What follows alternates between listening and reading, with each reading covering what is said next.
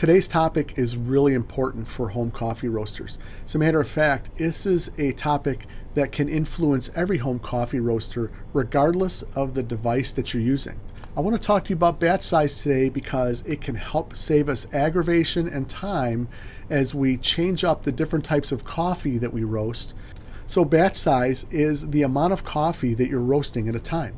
It's how much coffee weight you are roasting when you charge your roaster or when you begin your roast. So for the FreshRoast, and that's going to be one of the devices I use in my example today, you can do a roast with the same fan and air settings, but by changing the batch size, it's going to change the profile. Same thing with a drum roaster. You can have all of your settings be the same. Your power, your charge temperature, your fan, your drum speed, all of that can be the same, but by changing the batch size, the profile will change. The interesting aspect of this is they have the exact opposite effect. Let's take a look and see how this plays out. We're going to start with the FreshRoast air roaster, but if you're a drum roaster, stick around and watch this because we use air to roast coffee and air can influence our roast. So this might offer some helpful information for you. I've got two roasts that I'm running side by side. I'm fast forwarding them so we can get right to the point. This is going to happen quick, so don't scrub ahead. Let's get started with the FreshRoast device. Two roasts side by side. The roast on the left is 140 grams. The roast on the right is 182 grams. That's a 30% difference in the roasting charge weight. The power settings are the same. The air settings are the same on this. And I think on this profile, I'm using two different power settings. I'm starting out at 4 and then I step up to 5 just before dry end. You can see I've got them marked. They look very similar, and then you're going to see some changes take place here between these two roasts.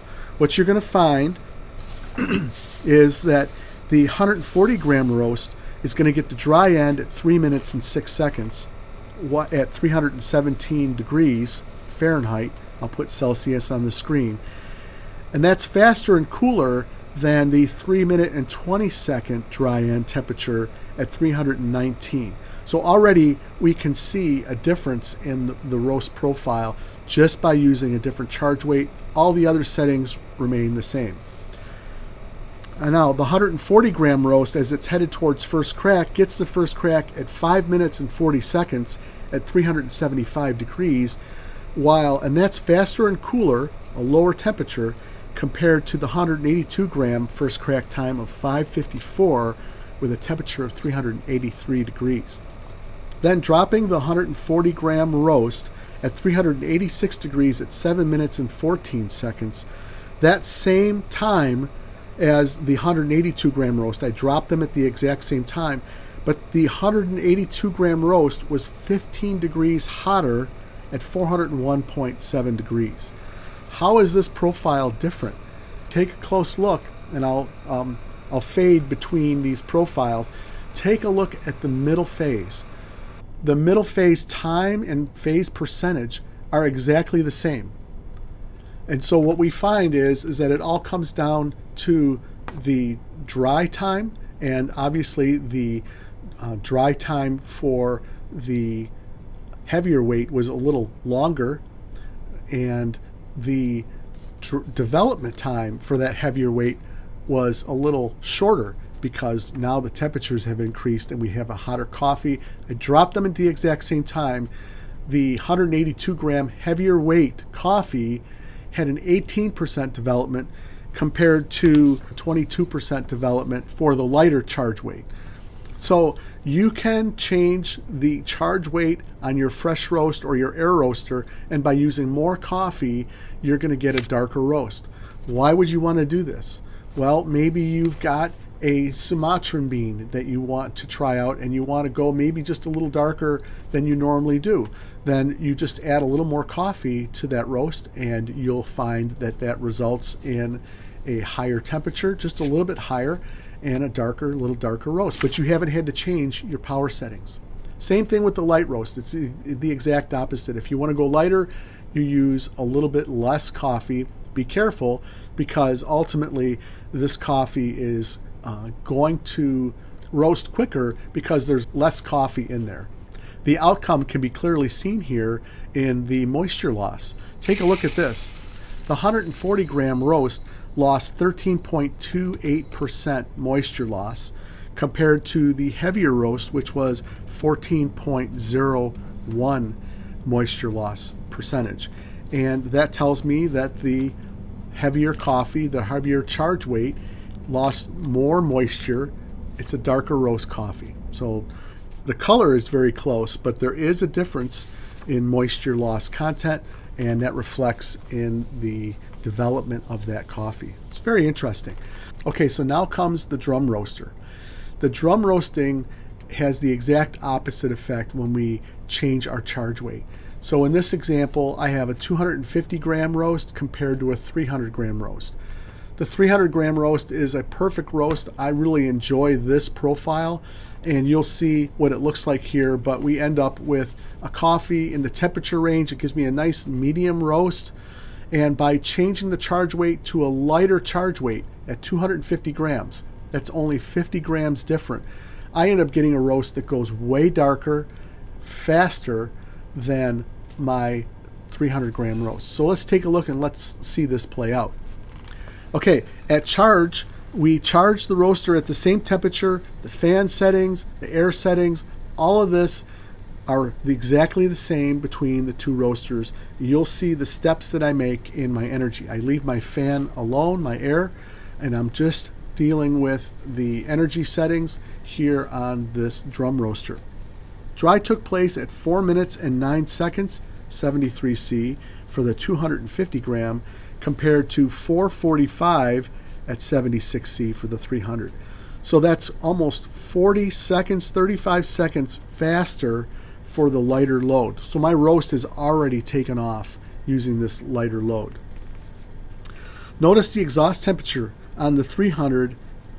It did not get nearly as high as the 250 gram roast. So that's just an example. We get higher temperatures with this lighter load. Okay, now we go to first crack. First crack took place at 6 minutes and 4 seconds at 188 C compared to 8 minutes at 190.8 C on the larger 300 gram roast. The 250 gram roast is flying, and we've got a short Maillard, this middle phase, and we've got higher temperatures. And so we're on our way to a very dark roast with this 250 gram roast. So I dropped the coffee at 10 minutes and 2 seconds, something like that, for both coffees. But what we're going to see is the lighter load, the 225 gram roast, flew through first crack and actually reached second crack when I started to drop the coffee. 213 degrees Celsius is what that temperature was. So the development phase was really surprising. As I mentioned, I dropped the coffee at second crack on this 250 gram roast, and look at the temperatures. The 250 gram roast dropped at 213 degrees Celsius. That's really hot. As I mentioned, its second crack has started. And that's a 39.4% development compared to my perfect medium roast, which had a 20% development, 2 minutes development time at 196 degrees Celsius. That is a big difference, and I didn't make any changes in my power settings. The only thing that was different was the charge weight. So what's the takeaway with this? Well, obviously we wouldn't want to use a 250 gram charge weight. If 300 was perfect and we wanted to change it up to go maybe a little lighter or a little darker, we might try 25 grams or 30 grams difference to see how that might play out without having to change our settings. But this changed the profile, and I didn't have to make any changes in my settings at all. And I find this to be really interesting. So how is this useful? How is this helpful for a home coffee roaster? If you're newer to home coffee roasting and you finally found that one profile that seems to work for you, now you have a way to do your same routine while roasting and just change up the charge weight and see what that's like. For those that have a little more experience, you can change your charge weight to do the same thing, but you have a little more experience where you can use that in combination with making some settings changes, like maybe modulating your air just a little bit or changing that power setting just a little bit without going too far away where it's going to mess up your rate of rise. So those are some thoughts that I have, and I want to hear your thoughts. What are your thoughts on what you saw here and what you've experienced already? Are you going to try this out? Is this something that might be helpful for you? I would love to hear your comments and your thoughts on that. Some of you have asked if there are other ways that you can support the Virtual Coffee Lab.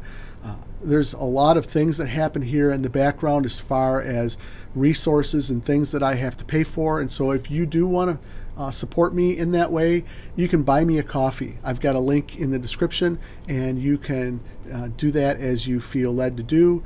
And I really appreciate you guys being here. Share your thoughts with me in the comments. Give this a try and let me know in the comments on what happened. And let me know if this is something that you'll use to your advantage in the future. So I hope this video has been helpful for you. Thank you so much for joining me today. And I hope you have a great week roasting. We'll see you next time.